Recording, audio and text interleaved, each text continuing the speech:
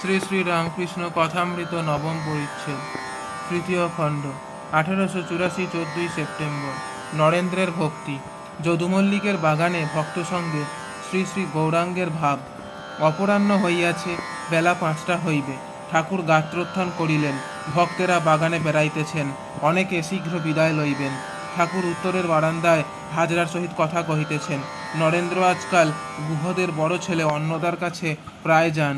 হাজরা বলিতেছেন, গুহদের ছেলে অন্নদা শুনলাম বেশ কঠোর করছে, সামান্য সামান্য কিছু খেয়ে থাকে, 4 দিন অন্তর অন্ন খায়। শ্রীরামকৃষ্ণ, বলো কি? কে জানে কোন ভেক্সে নারায়ণ মিল যায়। হাজরা, নরেন্দ্র আগমনী গাইলে। শ্রীরামকৃষ্ণ ব্যস্ত হইয়া, কিরকম? কিশোরী কাছে দাঁড়াইয়া, ঠাকুর বলছেন, তুই ভালো আছিস? ঠাকুর পশ্চিমের গোল বারান্দায় শরৎকাল গেরুয়া রঙে চোপানো একটি ফ্ল্যানেলের জামা পরিয়াছেন। ও নরেন্দ্রকে বলছেন, তুই আগমনী গেয়েছিস? গোল বারান্দা হইতে নামিয়া নরেন্দ্রের সঙ্গে গঙ্গার পোস্তার উপর আসিলেন, সঙ্গে মাস্টার। নরেন্দ্র গান গাইতেছেন, কেমন করে পরের ঘরে ছিলি উমা বলমাতাই, কত লোকে কত বলে, শুনে প্রাণে মরে যাই। চিতাভস্য মেখে অঙ্গে, জামাই বেড়ায় মহারঙ্গে। তুই নাকি মা তারই সঙ্গে, সোনার সঙ্গে মাখিস ছাই। কেমন মা ধৈর্য ধরে, জামাই নাকি ভিক্ষা করে। এবার নিতে এলে পরে, বলবো উমা ঘরে নাই।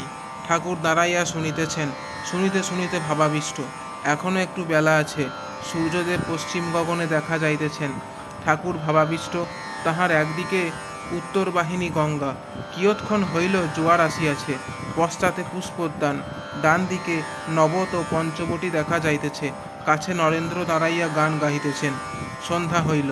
নরেন্দ্র প্রভৃতি ভক্তেরা প্রণাম করিয়া বিদায় গ্রহণ করিয়াছেন। ঘরে ঠাকুর আসিয়াছেন ও জগন্মাতার নাম চিন্তা করিতেছেন। শ্রীযুক্ত যদুমল্লিক পার্শ্বের বাগানে আজ আসিয়াছেন। বাগানে আসিলে প্রায় ঠাকুরকে লোক পাঠাইয়া লইয়া যান। আজ লোক পাঠাইয়াছেন, ঠাকুরকে যাইতে হইবে। শ্রীযুক্ত অধর সেন কলিকাতা হইতে আসিয়া ঠাকুরকে প্রণাম করিলেন। ঠাকুর শ্রীযুক্ত যদুমল্লিকের বাগানে যাইবেন। লাটুকে বলিতেছেন, লণ্ঠটা জাল, একবার চল। ঠাকুর লাটুর সঙ্গে একাকী যাইতেছেন, মাস্টার সঙ্গে আছেন। শ্রীরামকৃষ্ণ মাস্টারের প্রতি, তুমি নারায়ণকে আনলে না কেন? মাস্টার বলিতেছেন, আমি কি সঙ্গে যাব? শ্রীরামকৃষ্ণ, যাবে? অধর টধর সব রয়েছে, আচ্ছা এসো। মুখুজ্জেরা পথে দাঁড়াইয়াছিলেন। ঠাকুর মাস্টারকে বলিতেছেন, ওরা কেউ যাবেন? মুখুজ্জদের প্রতি, আচ্ছা বেশ চলো, তাহলে শীঘ্র উঠে আসতে পারবো। ঠাকুর যদুমল্লিকের বৈঠকখানায় আসিয়াছেন।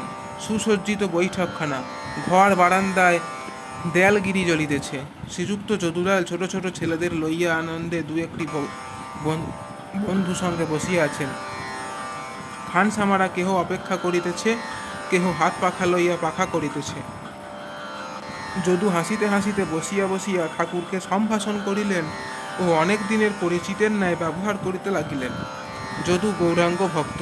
তিনি স্টার থিয়েটারে চৈতন্যলীলা দেখিয়া আসিয়াছেন। ঠাকুরের কাছে গল্প করিতেছেন। বলিলেন, চৈতন্যলীলার নতুন অভিনয় হইতেছে, বড় চমৎকার হইয়াছে।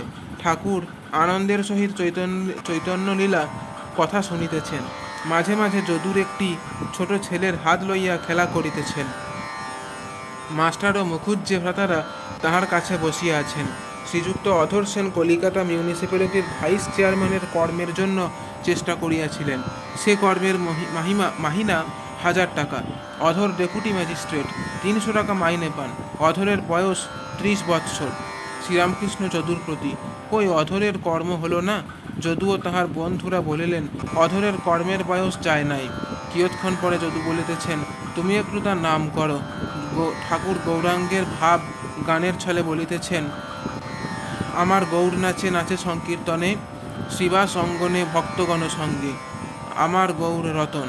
আবার গান, গৌর চাহে বৃন্দাবন পানে, আর ধারা রহে দুনয়নে। ভাব হবে বই কিরে, ভাবনিধি শ্রী গৌরাঙ্গের। ভাবে হাসে কাঁদে নাচে গায়, বন দেখে বৃন্দাবন ভাবে, সমুদ্র দেখে শ্রী যমুনা ভাবে। গৌর আপনার পায়ে আপনি ধরে, যার অন্ত কৃষ্ণবাহী গৌর। আবার গান, আমার অঙ্গ কেন গৌর, ও গৌর হলো রে। জয় ঠাকুর মশাই।